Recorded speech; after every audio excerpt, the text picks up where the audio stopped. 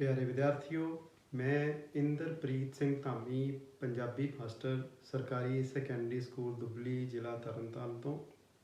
ਅੱਜ ਬੇਟਾ ਮੈਂ ਲੈ ਕੇ ਹਾਜ਼ਰ ਹਾਂ ਤੁਹਾਡੇ ਅੱਗੇ ਜਮਾਤ 9ਵੀਂ ਦੀ ਸਾਹਿਤਮਾਲਾ ਦੀ ਪਾਠ ਪੁਸਤਕ ਦੇ ਵਾਰਤਕ ਭਾਗ ਵਿਚਲੇ ਲੇਖ ਖੁਸ਼ੀਆਂ ਆਪੇ ਨਹੀਂ ਆਉਂਦੀਆਂ, ਜਿਸ ਦੇ ਲੇਖਕ ਨੇ ਡਾਕਟਰ TR ਸ਼ਰਮਾ। ਬਹੁਤ ਹੀ ਖੂਬਸੂਰਤ, ਬੜਾ ਹੀ ਪਿਆਰਾ, ਬੜਾ ਹੀ ਸਿੱਖਿਆ ਦੇਣ ਵਾਲਾ ਲੇਖ ਹੈ ਕਿ ਖੁਸ਼ੀਆਂ ਕਦੇ ਵੀ ਬੰਦੇ ਕੋਲ ਆਪੇ ਨਹੀਂ ਆਉਂਦੀਆਂ। ਖੁਸ਼ੀਆਂ ਨੂੰ ਤਾਂ ਬੇਟਾ ਬੁਲਾਉਣਾ ਪੈਂਦਾ ਹੈ, ਆਵਾਜ਼ਾਂ ਦੇਣੀਆਂ ਪੈਂਦੀਆਂ, ਬੜੇ ਹੀ ਮੌਕੇ ਪੈਦਾ ਕਰਨੇ ਪੈਂਦੇ ਨੇ। ਇਸ ਖੂਬਸੂਰਤ ਲੇਖ ਨੂੰ ਪੜ੍ਹਨ ਤੋਂ ਪਹਿਲਾਂ ਆਪਾਂ ਡਾਕਟਰ TR ਸ਼ਰਮਾ ਹੋਰਾਂ ਦੇ ਜੀਵਨ ਅਤੇ ਉਹਨਾਂ ਦੇ ਰਚਨਾ ਬਾਰੇ ਸੰਖੇਪ ਜਿਹੀ ਜਾਣਕਾਰੀ ਪ੍ਰਾਪਤ ਕਰਦੇ ਹਾਂ ਅਤੇ ਫਿਰ ਆਪਾਂ ਪੜ੍ਹਾਂਗੇ ਲੇਖ ਖੁਸ਼ੀਆਂ ਆਪੇ ਨਹੀਂ ਆਉਂਦੀਆਂ। ਖੁਸ਼ੀਆਂ ਆਪੇ ਨਹੀਂ ਆਉਂਦੀਆਂ। ਲੇਖਕ doctor TR Sharma. Doctor TR Sharma ਹੋਰਾਂ ਦੇ ਜਨਮ ਅਤੇ ਰਚਨਾ ਬਾਰੇ ਸੰਖੇਪ ਜਿਹੀ ਜਾਣਕਾਰੀ ਪ੍ਰਾਪਤ ਕਰਦੇ ਹਾਂ। ਡਾਕਟਰ TR ਸ਼ਰਮਾ ਦਾ ਜਨਮ 25 ਜੁਲਾਈ 1925 ਈਸਵੀ ਨੂੰ ਪਿਤਾ ਪੰਡਿਤ ਕਿਸ਼ਨ ਚੰਦ ਦੇ ਘਰ ਟੈਕਸਲਾ, ਜ਼ਿਲ੍ਹਾ ਰਾਵਲਪਿੰਡੀ, ਪਾਕਿਸਤਾਨ ਵਿਖੇ ਹੋਇਆ। ਡਾਕਟਰ TR ਸ਼ਰਮਾ ਪ੍ਰਸਿੱਧ ਸਿੱਖਿਆ ਸ਼ਾਸਤਰੀ ਸਨ।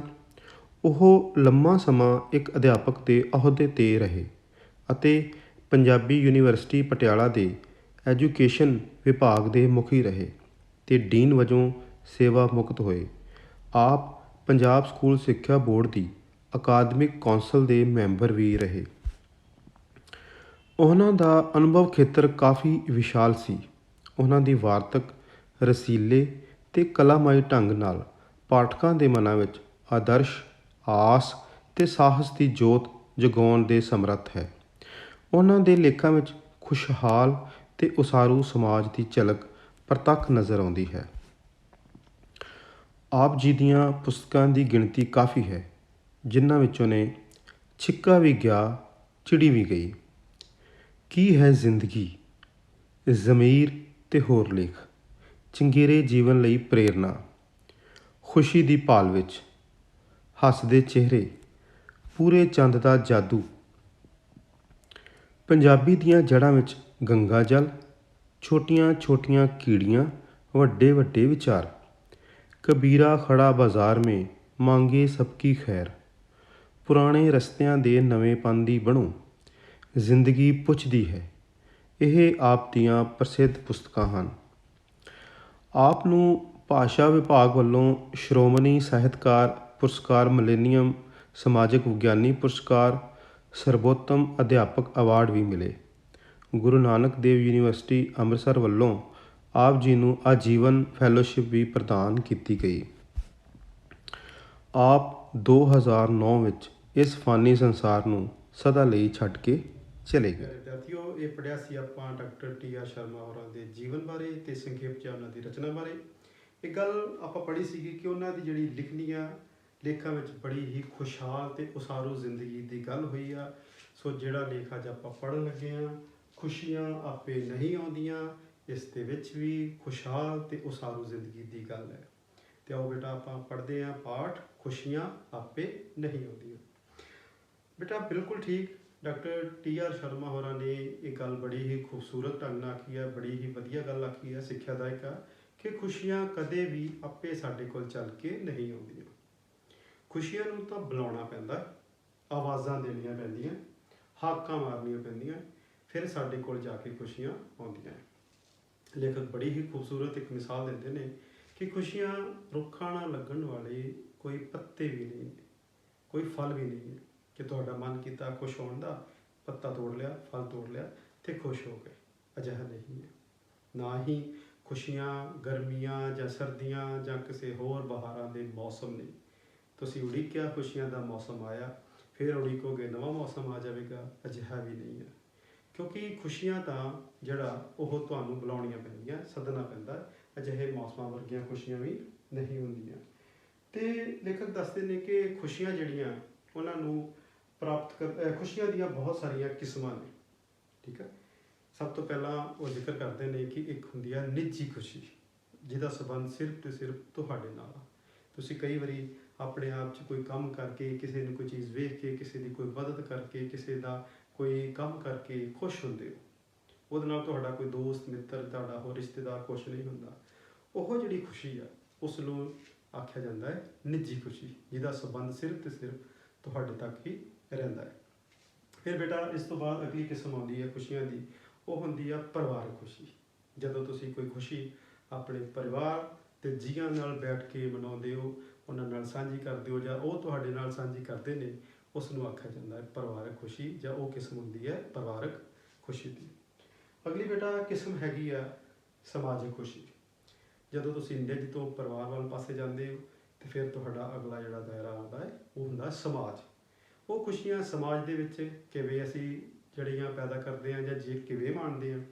ਜਿਵੇਂ ਬੇਟਾ ਤੁਸੀਂ ਹੁਣ ਕੋਈ ਮੇਲੇ 'ਚ ਚਲੇ ਗਏ, ਕਿਸੇ ਦਿਨ ਤਿਉਹਾਰ ਕਿਸੇ ਸਾਂਝੀ ਜਗ੍ਹਾ 'ਤੇ ਮਨਾਇਆ ਜਾ ਰਿਹਾ, ਕਿਸੇ ਵਿਆਹ ਸ਼ਾਦੀ 'ਤੇ ਚਲੇ ਗਏ, ਉੱਥੇ ਤੁਹਾਡਾ ਨਿੱਜ ਵੀ ਆ, ਤੁਹਾਡਾ ਪਰਿਵਾਰ ਵੀ ਆ, ਤੇ ਉਸ ਤੋਂ ਵੀ ਅੱਗੇ ਤੁਹਾਡਾ ਸਮਾਜ ਵੀ ਆ। ਔਰ ਉੱਥੇ ਜਿਹੜੀ ਖੁਸ਼ੀ ਤੁਸੀਂ ਸਾਂਝੀ ਕਰ ਰਹੇ ਹੋ, ਮਨਾ ਰਹੇ ਹੋ, ਜਿਹਦੇ 'ਚ ਤੁਸੀਂ ਆਪਣੇ ਆਪ ਨੂੰ ਉਸ ਖੁਸ਼ੀ ਦੇ ਵਿੱਚੋਂ ਹਿੱਸਾ ਬਣ ਰਹੇ ਹੋ, ਉਸ ਨੂੰ ਸਮਾਜਿਕ ਖੁਸ਼ੀ ਆਖਿਆ ਜਾਂਦਾ ਹੈ। ਤੇ ਲੇਖਕ ਅੱਗੇ ਦੱਸਦੇ ਨੇ ਕਿ ਖੁਸ਼ੀ ਦੀ ਅਗਲੀ ਕਿਸਮ ਹੈਗੀ ਆ ਦੁਨਿਆਵੀ ਖੁਸ਼ੀ ਜਾਂ ਰੂਹਾਨੀ ਖੁਸ਼ੀ। ਇਸ ਖੁਸ਼ੀ ਦਾ ਬੇਟਾ ਤੁਹਾਨੂੰ ਇੱਕ ਮੈਂ ਉਦਾਹਰਨ ਦਿੰਦਾ। ਇਹ ਮੰਨ ਲਓ ਕਿ ਆਪਾਂ ਕਿਸੇ ਗੂੰਗੇ ਬੰਦੇ ਨੂੰ ਗੁੜ ਖਾਣ ਲਈ ਦਈਏ, ਤੇ ਉਹਨੂੰ ਆਖੀਏ ਕਿ ਤੂੰ ਹੁਣ ਇਸ ਦਾ ਸਵਾਦ ਦੱਸ ਦੇ, ਤੇ ਉਹ ਗੂੰਗਾ ਬੰਦਾ ਕੀ ਕਰੇਗਾ? ਉਹ ਗੂੰਗਾ ਇਨਸਾਨ ਕੀ ਕਰੇਗਾ? ਮੰਦ ਮੁਸਕਰਾਏਗਾ, ਸਿਰਫ ਮੁਸਕਰਾਏਗਾ, ਸਵਾਦ ਨਹੀਂ ਦੱਸ ਸਕੇਗਾ। ਉਹਦੀ ਉਹ ਮੁਸਕਰਾਹਟ ਹੀ ਇਸ ਗੱਲ ਦੀ ਗਵਾਹੀ ਭਰਦੀ ਹੈ ਕਿ ਉਹ ਖੁਸ਼ ਹੈ, ਉਹਨੂੰ ਇਹ ਚੀਜ਼ ਮਿੱਠੀ ਲੱਗੀ ਹੈ। ਰੂਹਾਨੀ ਖੁਸ਼ੀ ਦਾ ਵੀ ਅਨੁਭਵ ਇਹੋ ਜਿਹਾ ਹੁੰਦਾ ਬੇਟਾ, ਦੁਨਿਆਵੀ ਖੁਸ਼ੀ ਦਾ ਵੀ। ਉਹ ਕਿਸੇ ਨੂੰ ਦੱਸੀ ਨਹੀਂ ਜਾਂਦੀ, ਉਹਨੂੰ ਬਿਆਨ ਨਹੀਂ ਕੀਤਾ ਜਾਂਦਾ, ਉਹ ਤੁਹਾਡੀ ਆਤਮਾ ਦੇ ਨਾਲ ਜਿਹੜੀ ਜੁੜੀ ਹੁੰਦੀ ਹੈ। ਜਿਵੇਂ ਕਈ ਵਾਰੀ ਕਿਸੇ ਕੋਈ ਰੱਬ ਦਾ ਨਾਮ ਲੈ ਕੇ ਕਿਤੇ ਬੈਠ ਕੇ ਮੰਤਰ ਮੁਗਧ ਹੋ ਕੇ ਜਿਹੜਾ ਖੁਸ਼ੀ ਪ੍ਰਾਪਤ ਕਰਦਾ, ਉਸ ਨੂੰ ਰੂਹਾਨੀ ਜਾਂ ਦੁਨਿਆਵੀ ਖੁਸ਼ੀ ਕਿਹਾ ਜਾਂਦਾ ਹੈ। ਖੁਸ਼ੀਆਂ ਪ੍ਰਾਪਤ ਕਰਨ ਦੇ ਜਿਹੜੇ ਬੜੇ ਮੌਕੇ ਸਾਨੂੰ ਜਿਹੜੇ ਆ ਸਿਰਜਣੇ ਪੈਂਦੇ ਨੇ, ਬਣਾਉਣੇ ਪੈਂਦੇ ਨੇ, ਕਿਉਂਕਿ ਪਹਿਲਾਂ ਵੀ ਗੱਲ ਹੋਈ ਹੈ ਕਿ ਖੁਸ਼ੀਆਂ ਕਦੇ ਵੀ ਆਪੇ ਨਹੀਂ ਆਉਂਦੀਆਂ, ਅਸੀਂ ਉਹਨਾਂ ਮੌਕਿਆਂ ਨੂੰ ਪੈਦਾ ਕਰਨਾ ਹੈ। ਉਹ ਮੌਕੇ ਕਿਵੇਂ ਹੋ ਸਕਦੇ ਨੇ ਕਿ ਅਸੀਂ ਅਜਿਹੇ ਹਾਲਾਤ ਪੈਦਾ ਕਰੀਏ, ਖੁਸ਼ਗਵਾਰ ਮਾਹੌਲ ਬਣਾਈਏ, ਤੇ ਫਿਰ ਜਿਹੜੀਆਂ ਖੁਸ਼ੀਆਂ ਸਾਡੇ ਕੋਲ ਆਉਣਗੀਆਂ, ਕੋਈ ਤਣਾਅ ਰਹਿਤ ਜ਼ਿੰਦਗੀ ਬਤੀਤ ਕਰੀਏ, ਤੇ ਫਿਰ ਸਾਡੇ ਕੋਲ ਖੁਸ਼ੀਆਂ ਦੌੜ ਕੇ ਚੱਲਦੇ ਆਉਣਗੀਆਂ। ਤੇ ਜਿਵੇਂ ਬੇਟਾ ਖੁਸ਼ੀ ਆ ਮਤਲਬ ਕਿਸੇ ਦੀ ਮਦਦ ਕਰਨਾ, ਕਿਸੇ ਦੀ ਸਹਾਇਤਾ ਕਰਨਾ, ਕਿਸੇ ਨੂੰ ਦਾਨ ਦੇਣਾ, ਇਹ ਖੁਸ਼ੀਆਂ, ਤੇ ਇਹ ਵਾਰ-ਵਾਰ ਪ੍ਰਾਪਤ ਕੀਤੀਆਂ ਜਾ ਸਕਦੀਆਂ ਨੇ। ਇਹ ਨਹੀਂ ਹੈਗਾ ਕਿ ਤੁਸੀਂ ਇੱਕ ਵਾਰ ਇਹੋ ਜਿਹਾ ਅਨੁਭਵ ਲੈ ਲਿਆ, ਤੁਸੀਂ ਇੱਕ ਵਾਰ ਇਹੋ ਜਿਹੀ ਖੁਸ਼ੀ ਲੈ ਲਈ ਤੇ ਬਾਅਦ ਵਿੱਚ ਕਦੇ ਵੀ ਜਿਹੜੀ ਆ ਖੁਸ਼ੀ ਆਵੇਗੀ ਨਹੀਂ। ਤੇ ਲੇਖਕ ਨਾਲ ਹੀ ਇਹਦੀ ਜਦੋਂ ਵੰਡ ਦੱਸਦੇ ਨੇ ਕਿ ਕਿਹੜੇ ਢੰਗ ਹੋ ਸਕਦੇ ਨੇ ਜਾਂ ਕਿਹੜੇ ਉਹ ਹੋਰ ਤਰੀਕੇ ਨੇ। ਜਿਵੇਂ ਕਿਸੇ ਨੂੰ ਆਰਥਿਕ ਸਹਾਇਤਾ ਕਰ ਦੇਣੀ, ਕਿਸੇ ਅਨਪੜ੍ਹ ਬੰਦੇ ਦੀ ਚਿੱਠੀ ਪੜ੍ਹ ਦੇਣੀ, ਕਿਸੇ ਦੀ ਰੋਟੀ ਦਵਾਈ ਦੇ ਵਿੱਚ ਉਹਦੀ ਮਦਦ ਕਰ ਦੇਣੀ, ਕਿਸੇ ਨੂੰ ਰੋਟੀ ਦੇ ਦੇਣੀ, ਕੁੱਤੇ ਨੂੰ ਰੋਟੀ ਪਾ ਦੇਣੀ, ਜਾਂ ਕੀੜੀਆਂ ਨੂੰ ਤਿਲ ਚੌਲੀ ਪਾ ਦੇਣੀ, ਪੰਛੀਆਂ ਨੂੰ ਚੋਗਾ ਪਾ ਦੇਣਾ। ਬਹੁਤ ਸਾਰੇ ਢੰਗ ਤਰੀਕੇ ਨੇ ਜਿਹਦੇ ਨਾਲ ਅਸੀਂ ਖੁਸ਼ੀਆਂ ਪ੍ਰਾਪਤ ਕਰ ਸਕਦੇ ਨੇ, ਤੇ ਖੁਸ਼ੀਆਂ ਇੱਕ ਵਾਰ ਨਹੀਂ ਵਾਰ-ਵਾਰ ਪ੍ਰਾਪਤ ਕੀਤੀਆਂ ਜਾਂਦੀਆਂ ਨੇ। ਲੇਖਕ ਅੱਗੇ ਗੱਲ ਕਰਦੇ ਨੇ ਕਿ ਕਈ ਪਰਿਵਾਰ ਇਹੋ ਜਿਹੇ ਹੁੰਦੇ ਨੇ ਜਿਨ੍ਹਾਂ ਦਾ ਆਪਸ ਵਿੱਚ ਮਨ ਮੁਟਾਵ ਜਿਹੜਾ ਹੁੰਦਾ ਹੈ, ਤੇ ਉਹ ਉਹਨਾਂ ਦੇ ਪਰਿਵਾਰ ਦੇ ਬਾਕੀ ਮੈਂਬਰਾਂ ਤੇ ਖਾਸ ਕਰਕੇ ਬੱਚਿਆਂ ਤੇ ਬਹੁਤ ਅਸਰ ਪਾਉਂਦਾ ਹੈ, ਤੇ ਬੱਚਿਆਂ ਦੀਆਂ ਖੁਸ਼ੀਆਂ ਨੂੰ ਚੋਰੀ ਕਰ ਲੈਂਦਾ ਹੈ, ਉਹਨਾਂ ਤੇ ਭਾਰ ਪੈ ਜਾਂਦਾ ਹੈ। ਪਤੀ ਪਤਨੀ ਨੂੰ ਬੈਠ ਕੇ ਆਪਣੇ ਜਿਹੜੇ ਇਹੋ ਜਿਹੇ ਤਣਾਅ ਵਾਲੇ ਮਸਲੇ ਆ ਉਹਨਾਂ ਨੂੰ ਸੁਲਝਾਉਣਾ ਚਾਹੀਦਾ ਹੈ, ਤੇ ਪਰਿਵਾਰ ਦੇ ਮਾਹੌਲ ਨੂੰ ਦਰੁਸਤ ਕਰਨਾ ਚਾਹੀਦਾ ਹੈ, ਤਾਂ ਜੋ ਜਿਹੜੇ ਬੱਚੇ ਨੇ ਉਹ ਖੁਸ਼ ਰਹਿ ਸਕਣ ਤੇ ਪਰਿਵਾਰ ਵੀ ਸਾਰਾ ਖੁਸ਼ਗਵਾਰ ਬਣ ਸਕੇ।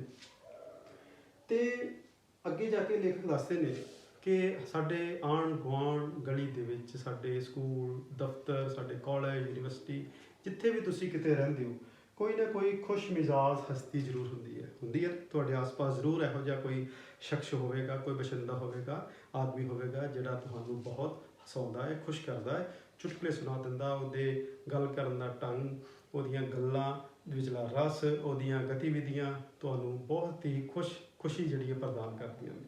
ਜਿਵੇਂ ਤੁਸੀਂ ਬੇਟਾ TV ਤੇ ਬਹੁਤ ਸਾਰੇ ਇਹੋ ਜਿਹੇ ਪ੍ਰੋਗਰਾਮ ਦੇਖਦੇ ਹੋ ਜਿਹੜੇ ਇਹਨਾਂ ਨੂੰ ਆਪਾਂ ਕਮੇਡੀ ਸ਼ੋਅ ਆਖਦੇ ਨੇ, ਉਹਨਾਂ ਵਿੱਚ ਜਿਹੜੇ ਪਾਤਰ ਆ ਤੁਹਾਨੂੰ ਬਹੁਤ ਹੀ ਹਸਾਉਂਦੇ ਨੇ, ਤੇ ਇਹੋ ਜਿਹੇ ਪਾਤਰ, ਇਹੋ ਜਿਹੀਆਂ ਹਸਤੀਆਂ ਸਾਡੇ ਆਸ-ਪਾਸ ਵੀ ਹੁੰਦੀਆਂ ਨੇ ਤੇ ਸਾਨੂੰ ਬਹੁਤ ਹੀ ਜ਼ਿਆਦਾ ਖੁਸ਼ੀਆਂ ਪ੍ਰਦਾਨ ਕਰਦੀਆਂ ਹਨ।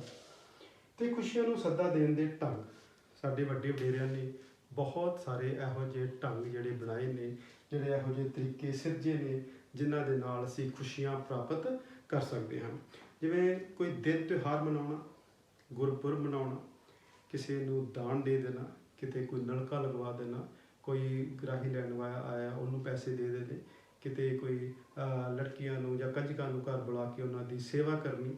ਅਜਿਹੇ ਬਹੁਤ ਸਾਰੇ ਮੌਕੇ ਸਾਡੇ ਵੱਡਿਆਂ ਨੇ, ਵੱਡੇ ਵਡੇਰਿਆਂ ਨੇ ਸਿਰਜੇ ਨੇ, ਜਿਨ੍ਹਾਂ ਨੂੰ ਅੱਜ ਵੀ ਅਸੀਂ ਅਪਣਾ ਰਹੇ ਨੇ ਅਤੇ ਖੁਸ਼ੀਆਂ ਪ੍ਰਾਪਤ ਕਰ ਰਹੇ ਹਾਂ। ਅਤੇ ਆਧੁਨਿਕ ਸਮੇਂ ਦੇ ਕਿਹੜੇ ਉਹ ਮੌਕੇ ਨੇ, ਕਿਹੜੇ ਉਹ ਜਿਹੜੇ ਆ ਦਿਵਸ ਨੇ ਜਿਨ੍ਹਾਂ ਨੂੰ ਮਨਾ ਕੇ ਖੁਸ਼ੀਆਂ ਪ੍ਰਾਪਤ ਹੁੰਦੀਆਂ ਨੇ। ਲੇਖਕ ਦੱਸਦੇ ਨੇ ਜਿਵੇਂ ਆਮ ਹੀ ਆਪਾਂ ਮਨਾਉਂਦੇ ਹਾਂ ਮਾਂ ਦਿਵਸ ਜਾਂ ਮਾਤਾ ਦਿਵਸ, ਪਿਤਾ ਦਿਵਸ, ਦੋਸਤੀ ਦਿਵਸ। ਇਸ ਤਰ੍ਹਾਂ ਚੱਲ ਕੇ ਸਕੂਲਾਂ ਦੇ ਵਿੱਚ ਤੁਸੀਂ ਬਹੁਤ ਸਾਰੇ ਦਿਨ ਮਨਾਉਂਦੇ ਹੋ। ਧਰਤੀ ਦਿਵਸ ਆ, ਵਾਤਾਵਰਨ ਦਿਵਸ ਆ, ਔਰਤ ਦਿਵਸ ਆ, ਜਾਂ ਤੁਸੀਂ ਬੇਟਾ ਚਿਲਡਰਨ ਡੇ, ਟੀਚਰ ਡੇ ਵੀ ਇਕੱਠੇ ਆਪਣੇ ਸਾਥੀਆਂ ਨਾਲ ਮਨਾ ਕੇ, ਅਧਿਆਪਕਾਂ ਨਾਲ ਮਨਾ ਕੇ ਬਹੁਤ ਹੀ ਖੁਸ਼ੀਆਂ ਪ੍ਰਾਪਤ ਕਰਦੇ ਹੋ। ਅਜਿਹੇ ਦਿਨ ਜਿਹੜੇ ਮਨਾਏ ਜਾਂਦੇ ਨੇ ਅੱਜ ਕੱਲ੍ਹ ਤਾਂ ਇਸ ਤੋਂ ਵੀ ਅੱਗੇ, ਜਿਵੇਂ ਕਿਸੇ ਦੀ ਕੋਈ ਐਨੀਵਰਸਰੀ ਆ ਗਈ, ਇਹਦਾ ਜਨਮ ਦਿਨ ਆ ਜਾਂ ਇਹਦਾ ਵਿਵਾਹ ਦਾ ਇੱਕ ਦਿਨ ਹੈਗਾ, ਅਜਿਹੇ ਦਿਨ ਮਨਾ ਕੇ ਵੀ ਬਹੁਤ ਸਾਰੀਆਂ ਖੁਸ਼ੀਆਂ ਪ੍ਰਾਪਤ ਕੀਤੀ ਜਾਂਦੀਆਂ ਨੇ। ਕੋਈ ਬੰਦਾ ਕੋਈ ਨਵੀਂ ਚੀਜ਼ ਲੈ ਆਇਆ, ਕਾਰ ਲੈ ਆਇਆ, ਸਕੂਟਰ ਲੈ ਆਇਆ, ਫਿਰ ਉਹ ਸਾਰੇ ਬੈਠ ਕੇ ਜਿਹੜੀ ਆ ਕੋਈ ਮਿਠਾਈ ਖਾਂਦੇ ਨੇ ਅਤੇ ਖੁਸ਼ੀ ਮਨਾਉਂਦੇ ਨੇ। ਖੁਸ਼ੀ ਪ੍ਰਾਪਤ ਕਰਨ ਦਾ ਅਨਮੋਲ ਢੰਗ। ਲੇਖਕ ਦੱਸਦੇ ਨੇ ਕਿ ਖੁਸ਼ੀਆਂ ਬਹੁਤ ਸਾਰੇ ਢੰਗਾਂ ਤਰੀਕਿਆਂ ਨਾਲ ਪ੍ਰਾਪਤ ਕੀਤੀਆਂ ਜਾਂਦੀਆਂ ਨੇ, ਪਰ ਇੱਕ ਅਨਮੋਲ ਢੰਗ ਇਹੋ ਆ ਕਿ ਤੁਹਾਡੇ ਅੰਦਰ ਕਿਸੇ ਵੀ ਕਿਸਮ ਦੀ ਕੋਈ ਬੁਰਾਈ ਆ, ਕੋਈ ਮਾੜੀ ਚੀਜ਼ ਆ, ਉਹਦਾ ਤਿਆਗ ਕਰਕੇ ਵੀ ਅਸੀਂ ਖੁਸ਼ੀ ਪ੍ਰਾਪਤ ਕਰ ਸਕਦੇ ਹਾਂ। ਕਿਸੇ ਕੀ ਆਦਤ ਹੈ ਨਿੰਦਿਆ ਕਰਨੀ, ਚੁਗਲੀ ਕਰਨੀ, ਝੂਠ ਬੋਲਣਾ, ਕਿਸੇ ਨੂੰ ਮਾਰਨਾ, ਲੜਾਈ ਕਰਨਾ, ਝਗੜਾ ਕਰਨਾ, ਕੋਈ ਨਸ਼ਾ ਕਰਨਾ, ਕੋਈ ਅਜਿਹੀ ਕਿਸੇ ਵੀ ਕਿਸਮ ਦੀ ਆਦਤ ਨੂੰ ਛੱਡਣ ਨਾਲ ਵੀ ਖੁਸ਼ੀ ਪ੍ਰਾਪਤ ਹੋ ਸਕਦੀ ਹੈ। ਅਤੇ ਇਸ ਤੋਂ ਵੱਡੀ ਗੱਲ ਕਿ ਅਸੀਂ ਖੁਸ਼ੀ ਇਸ ਤਰ੍ਹਾਂ ਵੀ ਪ੍ਰਾਪਤ ਕਰ ਸਕਦੇ ਹਾਂ ਕਿ ਕੋਈ ਸਾਡਾ ਵਿਰੋਧੀ ਆ, ਕੋਈ ਦੁਸ਼ਮਣ ਆ ਜਿਹੜਾ ਸਾਡੇ ਤੋਂ ਕਈ ਚਿਰਾਂ ਤੋਂ ਨਾਰਾਜ਼ ਹੈ, ਉਹਨੂੰ ਮੁਆਫ ਕਰਕੇ, ਉਹਨੂੰ ਬਖਸ਼ ਕੇ ਵੀ ਖੁਸ਼ੀ ਪ੍ਰਾਪਤ ਕੀਤੀ ਜਾ ਸਕਦੀ ਹੈ। ਲੇਖਕ ਇਹ ਵੀ ਦੱਸਦੇ ਨੇ ਕਿ ਸਾਨੂੰ ਕਦੇ ਵੀ ਇਹ ਗੱਲ ਦਾ ਇੰਤਜ਼ਾਰ ਨਹੀਂ ਕਰਨਾ ਚਾਹੀਦਾ ਕਿ ਉਹ ਆਵੇ ਸਾਡੇ ਕੋਲੋਂ ਮੁਆਫੀ ਮੰਗੇ, ਕਿਉਂਕਿ ਦੁਨੀਆ ਜਾਂ ਜ਼ਿੰਦਗੀ ਬਹੁਤ ਥੋੜ੍ਹੀ ਹੁੰਦੀ ਹੈ। ਇਹੋ ਜਿਹੇ ਮਨ ਮੁਟਾਵ, ਇਹੋ ਜਿਹੀਆਂ ਰੰਜਿਸ਼ਾਂ ਦੇ ਵਿੱਚ ਨਹੀਂ ਗੁਜ਼ਾਰਨੀ ਚਾਹੀਦੀ ਅਤੇ ਉਸ ਵਿਰੋਧੀ ਨੂੰ, ਉਸ ਦੁਸ਼ਮਣ ਨੂੰ ਮੁਆਫ ਕਰਕੇ ਗਲੇ ਲਗਾਉਣਾ ਚਾਹੀਦਾ ਹੈ ਅਤੇ ਖੁਸ਼ੀ ਪ੍ਰਾਪਤ ਕਰਨੀ ਚਾਹੀਦੀ ਹੈ। ਖੁਸ਼ੀ ਪ੍ਰਾਪਤ ਕਰਨ ਦੇ ਰਸਤੇ ਵਿੱਚ ਇੱਕ ਵੱਡੀ ਚੀਜ਼ ਰੁਕਾਵਟ ਬਣਦੀ ਹੈ, ਅੜਚਨ ਬਣਦੀ ਹੈ। ਉਹ ਹੈ ਬੇਟਾ ਮੈਂ ਮੇਰੀ ਕਰਨਾ। ਅਸੀਂ ਕੀ ਕਰਦਾ, ਬੰਦਾ ਕੀ ਕਰਦਾ, ਹਰ ਚੀਜ਼ 'ਤੇ ਕਬਜ਼ਾ ਕਰਨ ਦਾ ਯਤਨ ਕਰਦਾ ਕਿ ਇਹ ਮੇਰੀ ਹੈ, ਛੱਡਦਾ ਹੀ ਨਹੀਂ ਉਹਨੂੰ ਹਮੇਸ਼ਾ ਸੋਚਦਾ ਕਿ ਮੈਂ ਇਹਨੂੰ ਕਦੇ ਵੀ ਛੱਡਣਾ ਨਹੀਂ ਹੈ। ਉਹ ਜਿਹੜੀ ਮੈਂ ਮੇਰੀ ਕਰਨ ਦੀ ਭਾਵਨਾ ਹੈ, ਉਹ ਖੁਸ਼ੀ ਪ੍ਰਾਪਤ ਕਰਨ ਦੇ ਰਸਤੇ ਵਿੱਚ ਬਹੁਤ ਹੀ ਵੱਡੀ ਰੁਕਾਵਟ ਬਣਦੀ ਹੈ। ਜਦੋਂ ਮਨੁੱਖ ਇਸ ਚੀਜ਼ਾਂ ਨੂੰ ਛੱਡ ਦੇਵੇਗਾ ਕਿ ਇਹ ਚੀਜ਼ ਮੇਰੀ ਆ, ਕਿਉਂਕਿ ਕੋਈ ਵੀ ਚੀਜ਼ ਬੇਟਾ ਸਦੀਵੀ ਰਹਿਣ ਵਾਲੀ ਨਹੀਂ ਹੈ। ਸਦੀਵੀ ਹਰ ਇੱਕ ਦਾ ਪਿਆਰ, ਮੋਹ ਜਾਂ ਖੁਸ਼ੀਆਂ ਹੀ ਹਮੇਸ਼ਾ ਸਦਾ ਰਹਿਣ ਵਾਲੀਆਂ ਨੇ।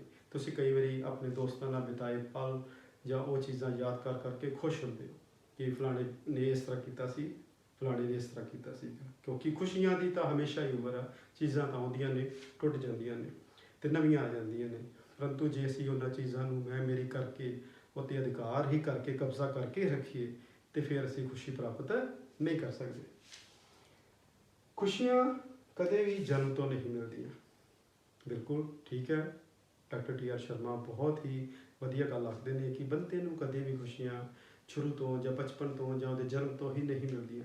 ਖੁਸ਼ੀਆਂ ਤਾਂ ਇਸ ਸੰਸਾਰ ਵਿੱਚ ਵਿਚਰ ਕੇ, ਇਸ ਸਮਾਜ ਵਿੱਚ ਰਹਿ ਕੇ ਪ੍ਰਾਪਤ ਕਰਦਾ ਹੈ। ਉਹਨਾਂ ਨੂੰ ਬੁਲਾਉਂਦਾ ਹੈ, ਉਹਨਾਂ ਨੂੰ ਸੱਦਾ ਦਿੰਦਾ ਹੈ, ਮੌਕੇ ਪੈਦਾ ਕਰਦਾ ਹੈ, ਢੰਗ ਸਿਰਜਦਾ ਹੈ, ਫਿਰ ਖੁਸ਼ੀਆਂ ਉਹਦੇ ਕੋਲ ਦੌੜ ਕੇ ਆ ਜਾਂਦੀਆਂ ਨੇ। ਅਤੇ ਜੇ ਅਜਿਹਾ ਨਾ ਕਰੇ ਤਾਂ ਫਿਰ ਕਦੇ ਵੀ ਖੁਸ਼ੀਆਂ ਉਹਦੇ ਕੋਲ ਨਹੀਂ ਆਉਣਗੀਆਂ, ਕਿਉਂਕਿ ਖੁਸ਼ੀਆਂ ਸ਼ੁਰੂ 'ਚ ਹੀ ਦੱਸਿਆ ਸੀਗਾ ਕਿ ਰੁੱਖਾਂ ਨੂੰ ਲੱਗਣ ਵਾਲੇ ਪੱਤੇ ਨਹੀਂ ਹੈ, ਫਲ ਨਹੀਂ ਹੈ, ਆਉਣ ਜਾਣ ਵਾਲੇ ਮੌਸਮ ਨਹੀਂ ਹੈ। ਖੁਸ਼ੀਆਂ ਤਾਂ ਬੁਲਾਉਣੀਆਂ ਪੈਂਦੀਆਂ ਨੇ, ਕਿਉਂਕਿ ਖੁਸ਼ੀਆਂ ਕਦੇ ਵੀ ਆਪੇ ਨਹੀਂ ਆਉਂਦੀਆਂ। ਸੋ ਬੇਟਾ ਹੁਣ ਆਪਾਂ ਇਸ ਪਾਠ ਨੂੰ PPT ਦੀ ਮਦਦ ਨਾਲ ਇੱਕ ਵਾਰ ਤੋਂ ਹੋਰ ਦੁਹਰਾ ਲੈਂਦੇ ਹਾਂ। ਖੁਸ਼ੀਆਂ ਆਪੇ ਨਹੀਂ ਆਉਂਦੀਆਂ। ਲੇਖਕ ਟੀ ਆਰ ਸ਼ਰਮਾ ਦੱਸਦੇ ਨੇ ਕਿ ਖੁਸ਼ੀਆਂ ਰੁੱਖਾਂ 'ਤੇ ਲੱਗੇ ਪੱਤੇ ਨਹੀਂ ਹਨ ਜੋ ਆਪ ਹੀ ਰੁੱਖਾਂ ਨੂੰ ਲੱਗ ਜਾਂਦੇ ਹਨ, ਅਤੇ ਜਦ ਕਦੇ ਵੀ ਸਾਡਾ ਮਨ ਕਰੇ ਅਸੀਂ ਉਹਨਾਂ ਪੱਤਿਆਂ ਨੂੰ ਤੋੜ ਲਈਏ ਅਤੇ ਖੁਸ਼ੀਆਂ ਨੂੰ ਮਾਣ ਲਈਏ। ਲੇਖਕ ਤਾਂ ਇਹ ਵੀ ਦੱਸਦੇ ਨੇ ਕਿ ਖੁਸ਼ੀਆਂ ਨਾ ਹੀ ਗਰਮੀਆਂ ਜਾਂ ਸਰਦੀਆਂ ਦਾ ਮੌਸਮ ਹਨ ਜੋ ਆਪ ਮੁਹਾਰੇ ਹੀ ਆ ਜਾਂਦੇ ਹਨ।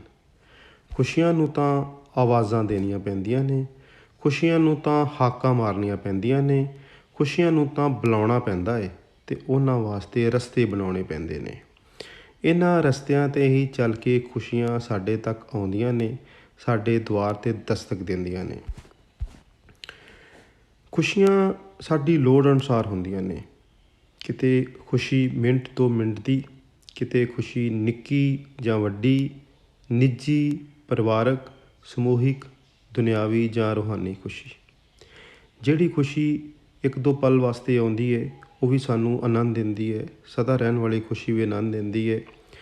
ਜਿਹੜੀ ਖੁਸ਼ੀ ਸਿਰਫ ਤੁਹਾਡੇ ਤੱਕ ਸੀਮਤ ਹੈ ਉਸ ਨੂੰ ਅਸੀਂ ਨਿੱਜੀ ਖੁਸ਼ੀ ਆਖ ਦਿੰਦੇ ਹਾਂ, ਅਤੇ ਜਿਸ ਦਾ ਸੰਬੰਧ ਪੂਰੇ ਪਰਿਵਾਰਕ ਖੁਸ਼ੀ ਨਾਲ ਹੈ ਉਸ ਨੂੰ ਪਰਿਵਾਰਕ ਖੁਸ਼ੀ ਦਾ ਨਾਮ ਦਿੱਤਾ ਜਾਂਦਾ ਹੈ। ਅਤੇ ਜਿਹੜੀ ਸਮਾਜ ਵਿੱਚ ਕੋਈ ਮੇਲਾ, ਕੋਈ ਤਿਉਹਾਰ ਦੇ ਵਜੋਂ ਮਨਾਈ ਜਾਂਦੀ ਉਹਨੂੰ ਸਮੂਹਿਕ ਖੁਸ਼ੀ ਕਿਹਾ ਜਾਂਦਾ ਹੈ।